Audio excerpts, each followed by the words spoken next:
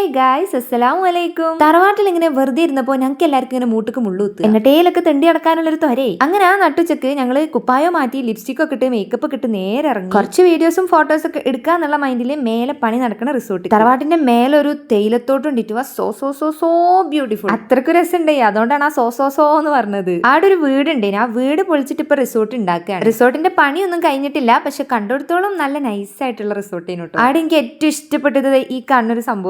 നല്ല രസമില്ലേ കാണാനായിട്ട്. ഫ്രണ്ടിലും ബാക്കിലും ഒക്കെ ഫുള്ള് ഇങ്ങനെ തേയിലത്തോട്ടായതുകൊണ്ട് ഇങ്ങനെ ബാൽക്കണിയിൽ നിന്നൊക്കെ നല്ല വ്യൂ ആയിരിക്കും കാണാൻ. നല്ല സമയത്താണ് ഞങ്ങൾ പോയത്. നല്ല ചാമ്പക്കയും ബബ്ലിമൂസ് ഒക്കെ ഉണ്ടായി നിൽക്കുന്ന സമയം. പാവങ്ങൾ ആരും വന്ന് പറിക്കാത്തതിന്റെ ദണ്ണത്തിൽ ഭയങ്കര കരച്ചിലാ തോന്നുന്നുണ്ട്. തൊടുമ്പോക്കിനും കൊയിഞ്ഞാടേനി. ഞാൻ ഈ പിടിച്ചു നിൽക്കണമെന്ന് നോക്കണ്ട, കണ്ടാ കുറെ തിന്നണ മാതിരിയൊക്കെ തോന്നുന്നു. ഞാൻ ആകെ ഒരു ചാമ്പക്കേ തിന്നുള്ളൂ. എന്താ അറിയില്ല, എനിക്കിപ്പോ പുളി പറ്റണില്ല. തള്ളവായി ബൈ വരുണ്ടോന്നൊരു സംശയം. പിന്നെ ഞങ്ങൾ അവിടെയുള്ള കുളത്തിലൊക്കെ നോക്കി, കസാരയിലൊക്കെ ഇരുന്ന് ഊഞ്ഞാലൊക്കെ ആടി.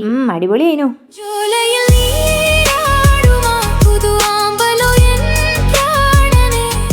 പിന്നെ ഈ ചെടിയാളൊക്കെയുള്ള ഭാഗം കാണാൻ നല്ല രസമുണ്ട്. എന്റെ അമ്മാനെ കൂട്ടിയരാത്തത് നന്നായി, ഇല്ലെങ്കിൽ എന്റെ അമ്മ ഇപ്പൊ ഇതൊക്കെ പറിച്ചിട്ടെടുത്ത് ഓടിയിട്ടുണ്ടാവും.